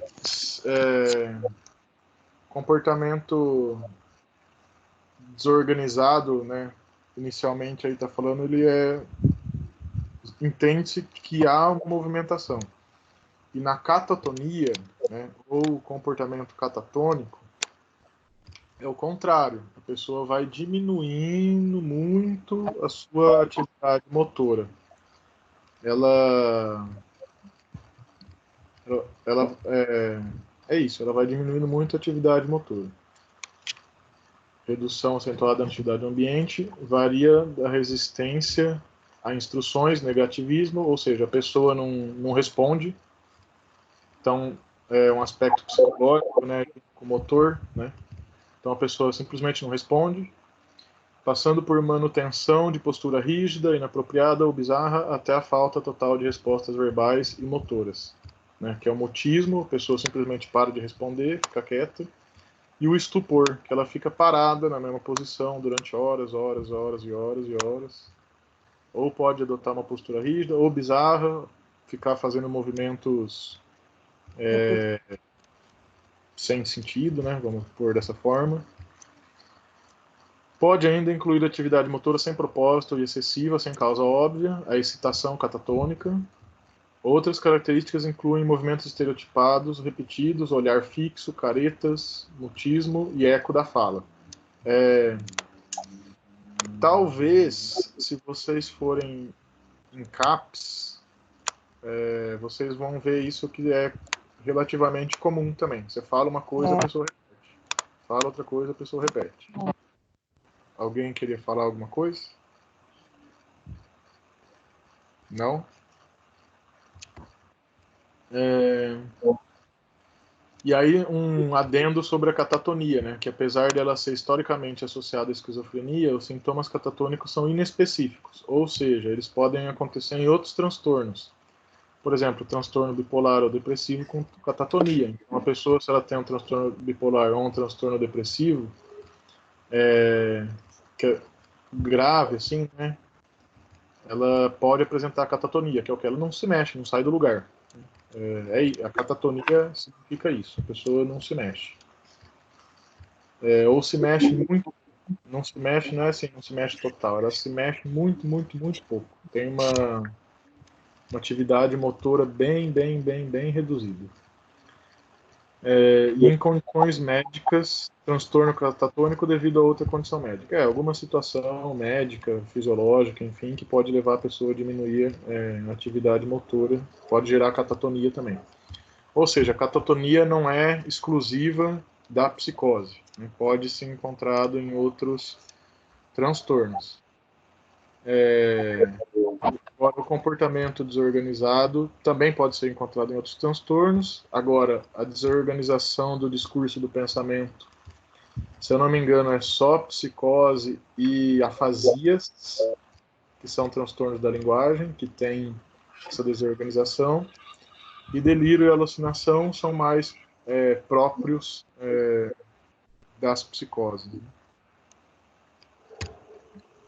E, por último, sintomas negativos, chamados sintomas negativos. Quando fala negativo, significa que é diminuir, né? É menos. Então, assim, normalmente existe um padrão, assim, né, de comportamento, e o sintoma negativo é que ele é menos, né, bem mais diminuído do que o padrão. Então, a expressão emocional diminuída, a pessoa não expressa tanto as emoções pelo rosto. Acho que se vocês tiveram ou tiverem contato com os psicóticos, assim, vocês vão ver que eles realmente têm expressão facial, assim, né, do semblante bem reduzida. Não entona tanto a fala, parece que é uma fala meio, às vezes, parece até meio robótica, assim, sempre no mesmo tom.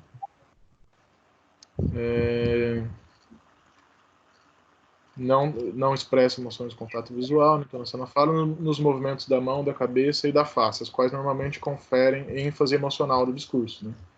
Que geralmente a gente coloca ênfase emocional nos movimentos da mão, cabeça, da face, dos olhos, entonação da voz, e na psicose essa expressão emocional ela é bem diminuída. A avolia é uma redução em atividades motivadas. Avolia significa sem volição, né? E o que é volição? Volição. Opa!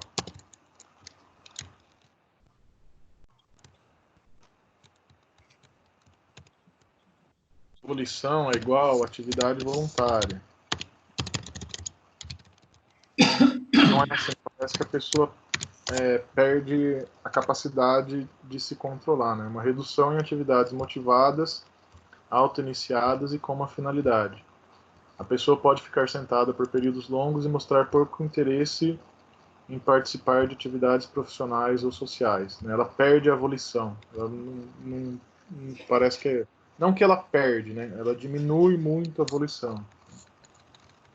Deixa de realizar atividades voluntárias ou diminui muito. A alogia, sem fala, porque a fala é logos, né? Então, a alogia é a logos. A, tracinho, logos.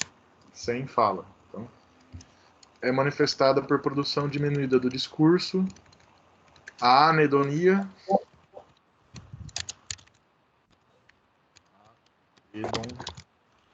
Que é igual sem prazer. Capacidade reduzida de ter prazer resultante de estímulos positivos. Ou degradação na lembrança do prazer anteriormente vivido. Então, ou seja, tudo diminui, né? Diminui a fala, diminui a expressão emocional, diminui a volição, diminui...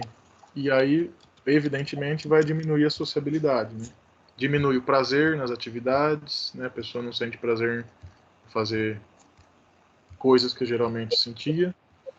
E, por último, a falta de sociabilidade. Refere-se à aparente ausência de interesse em interações sociais, podendo estar associada à volia, embora possa ser uma manifestação de oportunidades limitadas de interações sociais.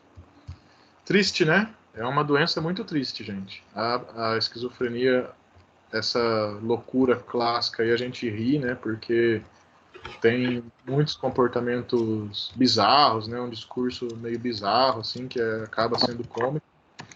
Mas é uma doença muito triste, né? A pessoa perde o contato com a realidade, ela se perde com ela própria. É difícil. Não tem cura, mas tem tratamento.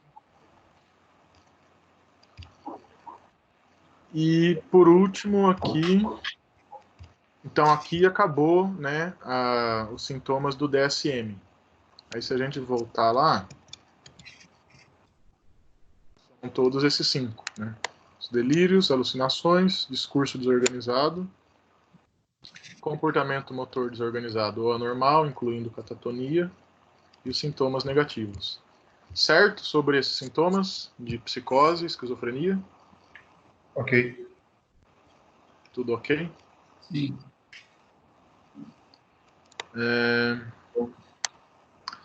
E aí, por último, esse daqui é uma resuminho. Então, anteriormente é tudo do DSM. Gente, isso daqui é coisa que dá para perguntar em prova, viu? Quer dizer, não sei como que vai ser nossas avaliações, né? Mas isso é conteúdo que dá para perguntar em prova. Por exemplo, eu falo, então a pessoa está apresentando tal sintoma. O que pode ser? Que sintomas são esses? O que pode ser? Que transtorno que pode ser? Muito bem. E aqui é do Dal Galarrondo. Eu vou até abrir o livro. O Dal Galarrondo, no capítulo dele da esquizofrenia, ele fala desse sistema de classificação aqui, né, do Kurt Schneider, que existem alguns sintomas de primeira ordem para a esquizofrenia, segundo esse pesquisador aqui, o Kurt Schneider. Aí vamos ver. Vocês vão ver que está aparecendo o PDF aí? Sim.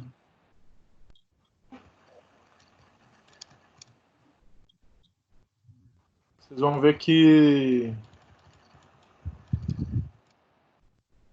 é bem parecido com a classificação do DSM. Então, quais são os sintomas de primeira ordem do Kurt Schneider? A percepção delirante, aí ele já mistura, né, alucinação e delírio, né? Uma percepção absolutamente... Deixa eu ver aqui.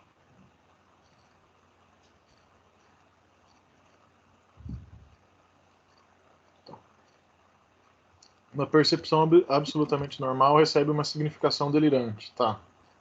Que ocorre de modo simultâneo ao ato perceptivo e, em geral, de forma abrupta, como uma espécie de revelação. Tá dando para ler? Sim. Quer que aumente mais? Melhor assim? Alucinações auditivas, características, que são as vozes que comentam ou comandam a ação. O eco do pensamento, então o paciente escuta seus pensamentos. A difusão do pensamento, ele acha que os seus pensamentos são ouvidos pelas outras pessoas. O roubo do pensamento, experiência na qual o indivíduo tem a sensação que seu pensamento é inexplicavelmente extraído da sua mente, como se fosse roubado. É o que o Isaías vai fazer com meus pensamentos, vai roubar todos eles. Sem invasão de privacidade.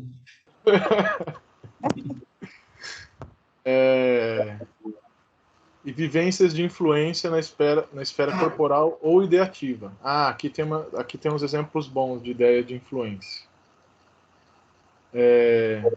Vivências de influência corporal são experiências nas quais o paciente sente que uma força ou um ser externo age sobre o seu corpo, sobre os seus órgãos, emitindo raios, influenciando as funções corporais, etc. Roubando os órgãos ou colocando chip, enfim. Vivências de influência sobre o pensamento. Referem-se à experiência de que algo influencia seus pensamentos. O paciente recebe pensamentos impostos de fora, pensamentos feitos, postos em seu cérebro, implantados, né? Também as vivências corporais ou ideativas têm a qualidade de serem experimentadas como feitas, como impostas de fora. Como se tivesse assim, um grande complô, uma grande conspiração para essa pessoa, né? A ideia da influência. Então esses são os sintomas de primeira ordem do Kurt Schneider, que seriam os sintomas mais importantes para identificar uma esquizofrenia, né?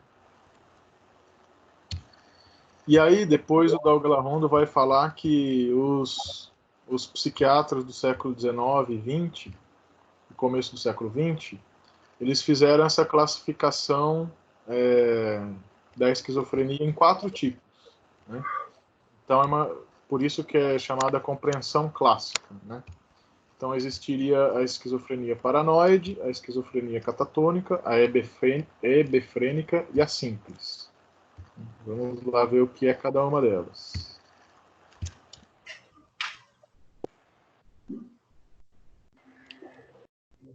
A forma paranoide é caracterizada por alucinações e ideias delirantes, principalmente de conteúdo persecutório, né? É isso, né? Não tem muito o que dizer. A catatônica, né, são as alterações motoras, hipertonia, flexibilidade cerácea e alterações da vontade como negativismo, mutismo e impulsividade. Então, a esquizofrenia catatônica está mais relacionada com a motricidade do que com os conteúdos psicológicos. A forma hebefrênica, caracterizada por pensamento desorganizado e comportamento bizarro e afeto pueril.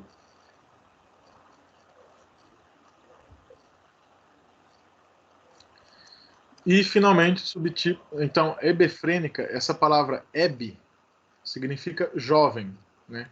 Então, por isso é relacionado com criança, né? Afeto pueril. Pueril está relacionado à criança. A forma hebefrênica, caracterizada por pensamento desorganizado, comportamento bizarro e afeto pueril. Então, é como se a pessoa voltasse a ser uma criança, né? Age, pensa, se comporta, etc., como uma criança. Então, é a psicose, aliás, a esquizofrenia hebefrênica. E um subtítulo simples, no qual, apesar de faltarem sintomas características, observa um lento e progressivo empobrecimento psíquico e comportamental, com negligência quanto aos cuidados de si, higiene, roupa, saúde, embotamento afetivo e distanciamento social. Embotamento afetivo é que a pessoa ela vai parando de se relacionar com os outros, ela vai parando de demonstrar afetividade, assim, ela não demonstra afetividade. Vai ficando embotada, né? Disse sim. Então essa é uma classificação mais clássica, e aí tem essa classificação mais aqui, que é a compreensão mais atual, que é essa daqui, né? Que compreende 3 síndromes: a síndrome negativa ou deficitária, a síndrome positiva ou produtiva e a síndrome desorganizada. Grosso modo, assim, o que ele vai chamar da síndrome negativa são aquelas em que predominam os chamados lá no DSM sintomas negativos, né? Que a pessoa vai perdendo a mobilidade, vai deixando de conversar, vai perdendo prazer nas atividades externas. Então, essa é a síndrome negativa. Ou deficitária, né? Porque ela vai tendo um déficit, tanto psíquico, social, motor, afetivo, né? Vai tudo diminuindo, tudo ficando menos, né? Tudo negativo. Alguém falou alguma coisa? Não? E aí tem a síndrome positiva ou produtiva. Aí eu quero até mostrar para vocês que eu achei curioso o termo que ele usa.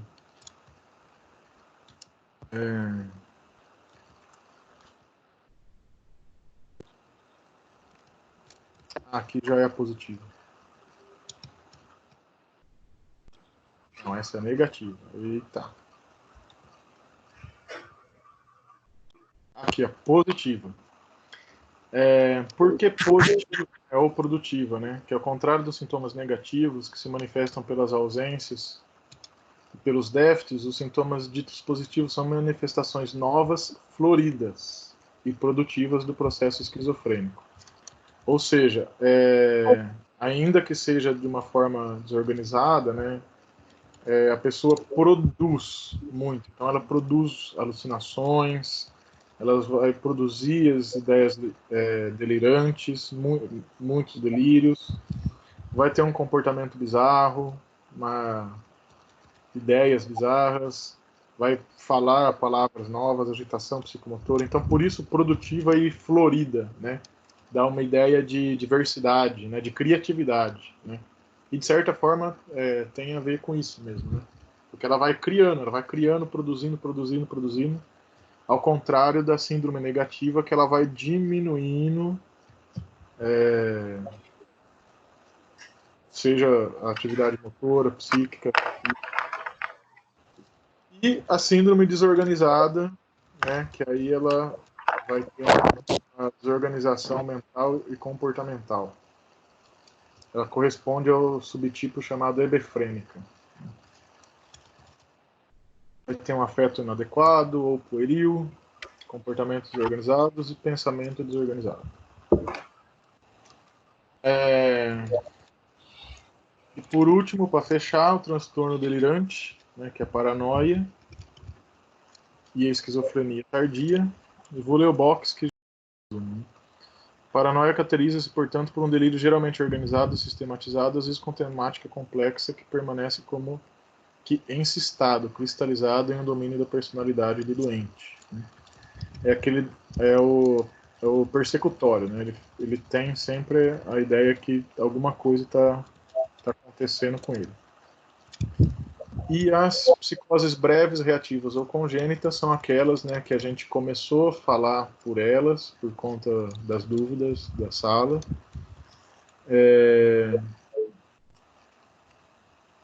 Que é o que eles colocam aqui, surgimento rápido e remissão rápida. Então, quando o negócio é agudo, é algo que acontece num momento e passa, né? E a remissão significa isso, acaba o sintoma. Isso pode ser em dias ou semanas, e isso não vai causar sequela no psiquismo do doente, nem deterioração da personalidade. Isso pode acontecer depois de traumas intensos, como assalto, morte de parente. E nesses casos, geralmente, essas psicoses são as chamadas floridas, né? Então surgem ideias, surgem delírios, talvez até como uma forma de mascarar essa situação traumática que essa pessoa viveu, né? Pode surgir alucinações visuais e auditivas, então é o caráter mais florido, né? Nas psicoses breves, reativas ou psicogênicas. E é isso. Oi. Quanta coisa, né, Marister? Nossa. Foi você que falou? Não. Foi eu mesmo. Jefferson, Diga, Isaías. você vai disponibilizar esses slides lá no portal? Posso. Eu geralmente mando tudo de uma vez perto da prova, assim, mas eu posso disponibilizar assim. Beleza. Por e-mail, geralmente. Por favor.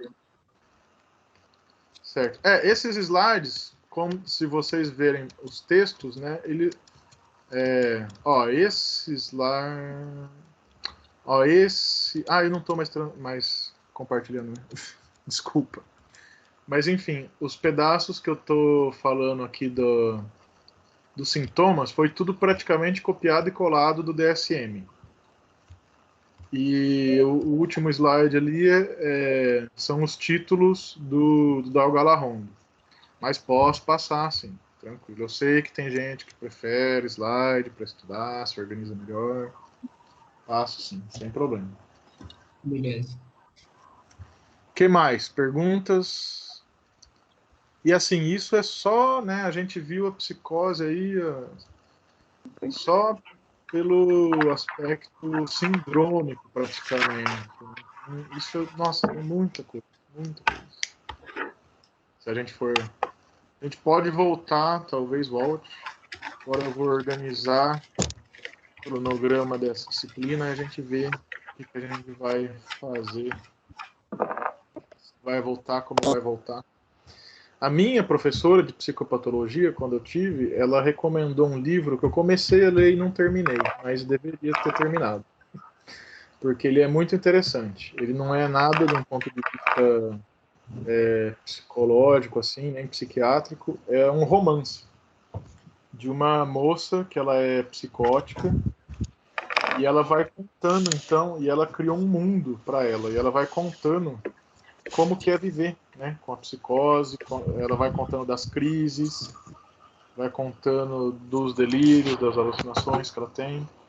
O livro, para quem se interessar, chama-se Nunca Te Prometi um Jardim de Rosas. É o nome do livro, é bem interessante. Parece que tem um filme, mas eu não vi o filme, não. Chama Nunca Te Prometi um Jardim de Rosas.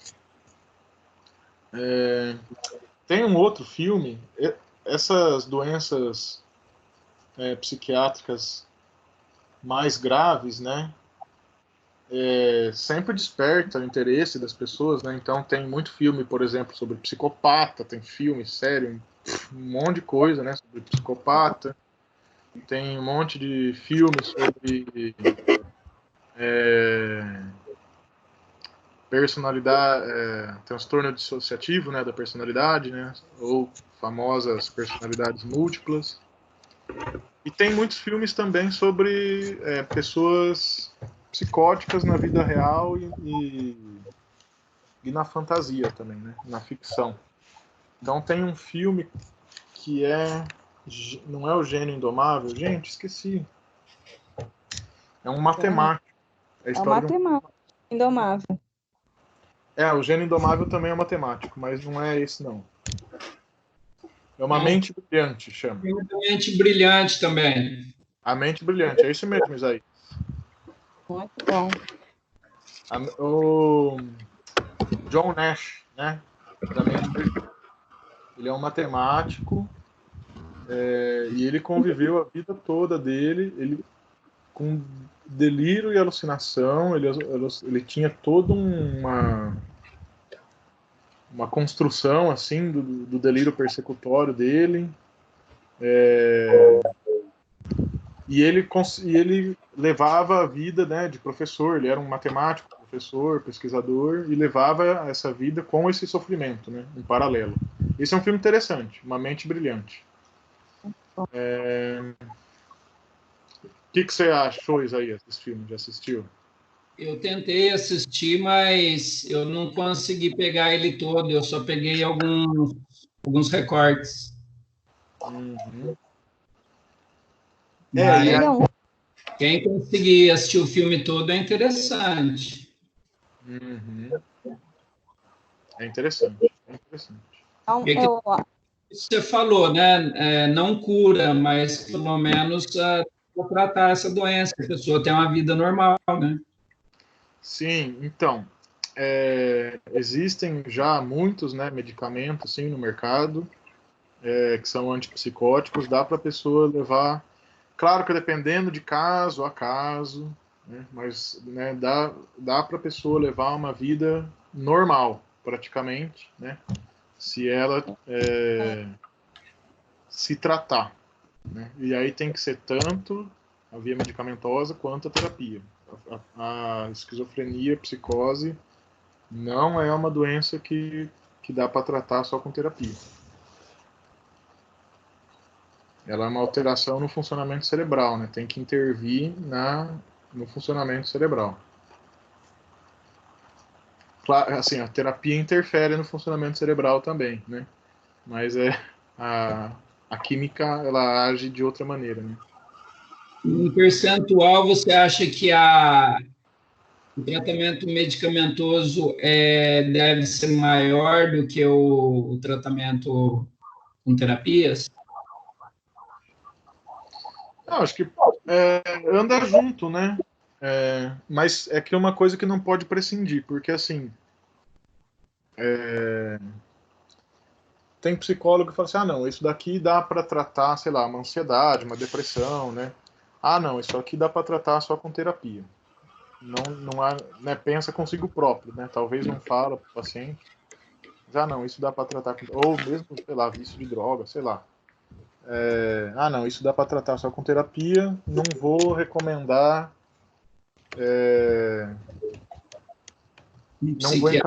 Não vou encaminhar para o psiquiatra. Né? Agora, se for um caso de psicose, na primeira sessão você já tem que encaminhar para o psiquiatra, assim, senão você está sendo irresponsável. Né? Mas nem não dá, né, Jefferson, se a pessoa também, se ela estiver numa fase psicose aí, ela não está seguindo um tratamento, né? Uma terapia correta. Oi?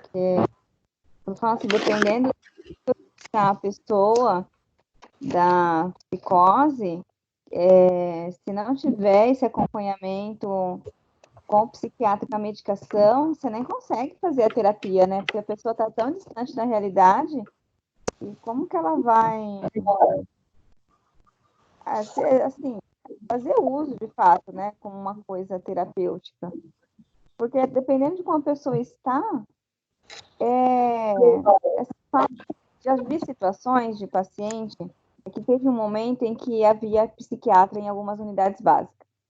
E tem paciente que ficou numa fase assim tão alucinada, né? Que não tinha como conversar com ele. Tá cortando?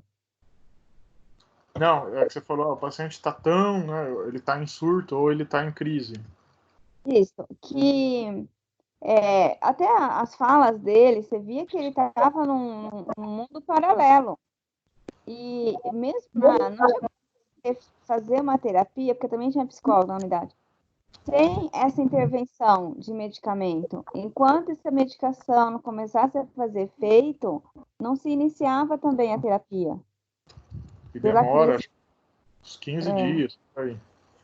Pois é, porque se a pessoa, quem você disse, né? Se o terapeuta, o psicólogo, ele já não enxerga essa necessidade, que é falar, né? Eu dou conta, ele também prejudica a pessoa, né? Sim, sim. Sim. Eu acho assim, uma responsabilidade mesmo do profissional psicólogo, né? Nessa situação. E assim, também tem uma postura de não ser alarmista, né? Assim, viu que a pessoa provavelmente está com uma psicose instalada. Quando não está em crise, né? Porque está em crise, talvez fique mais evidente. Vou encaminhar você com um psiquiatra, talvez seja bom conversar com ele, né? Ele te olhar, né? Ver o que ele fala. Tem uma ex-aluna minha que veio conversar comigo no Facebook. E ela estava contando de um primo dela, assim. E, assim, evidentemente estava apresentando sintomas de psicose. E eu falei, então, mas eu não falei, seu primo é esquizofrênico. Não falei isso. Entendi. Nem poderia, não conheço, nunca vi, né? Não conversei com ele. Mas pelo que ela falou, eu falei, olha, é interessante você marcar o quanto antes, né? Uma consulta com um psiquiatra. Né? Que talvez, isso eu coloquei. Falei, talvez seja necessário entrar com uma medicação. A partir disso que você está contando. Tá bom, obrigado. Tal.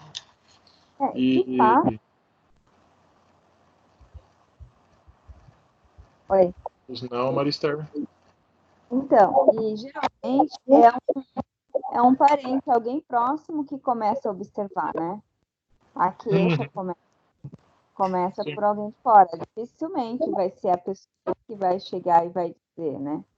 Ou alguém vai informar ela, né? Ó, está começando a fazer tal coisa. Então, assim, alguém de fora que vai dar os sinais, né? Que vai, pelo menos, apontar, né?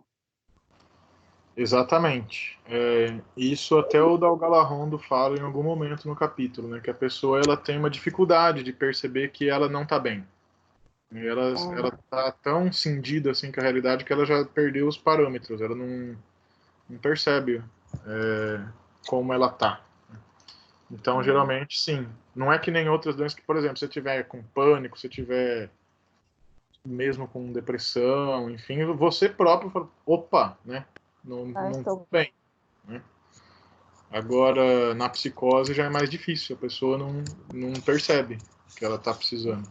Ela não percebe que ela está fora, né? Ela perdeu as referências, perdeu os parâmetros. O que mais?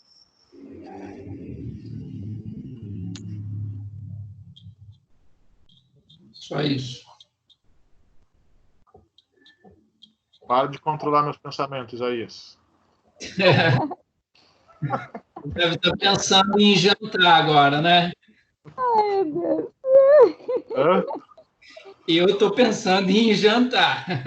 Ah, tá. Você não vai apagar minhas memórias, não, né, Isaías? Não. Olha lá, hein? Então tá bom. Vamos jantar, então? Então tá bom, gente. Os textos estão lá. Eu vou pensar para semana que vem e nas próximas como é que a gente vai fazer essa disciplina. Ô, gente, Deu para, apesar dos pesares, deu para acompanhar essa aula? Não, Professor, não esquece de mandar os slides para a gente. Beleza. Me ajuda bastante. Sim. Tá bom. Então, eu estou pensando mais ou menos isso, assim, pegar porque é o que tem no nosso cronograma. Apresentar, né? Porque essa disciplina é bem isso mesmo, é apresentar os vários tipos de transtorno. E é isso. Para conhecer. Sala de aula. Oi? Você falou alguma coisa na prática que tem essa aula? Como seria isso? Então, eu vou ter que pensar. É trabalho, vai ter que fazer trabalho. Talvez seja até como prova. Quando? Aí eu contando. No meu tempo. Né? Eu fiz uma análise dos prontuários com queixas psicossomáticas, que era um tema que eu gosto, é um tema que eu gosto até hoje, na verdade. As doenças psicossomáticas. Mas aí a gente, vamos ver, pensar, gente, tudo novo, fiquei sabendo agora, a situação que tá. Até semana que vem, acho que eu já pensei em algo, a gente vai. Vamos juntos. Vamos ler os textos que você passou e semana que vem a gente tira dúvida? Pode ser, pode ser. E aí eu vou ver se eu coloco já mais material para semana que vem também. Beleza? Beleza. Então tá bom. Boa noite, queridos e queridas. Boa noite. Até mais. Até, valeu.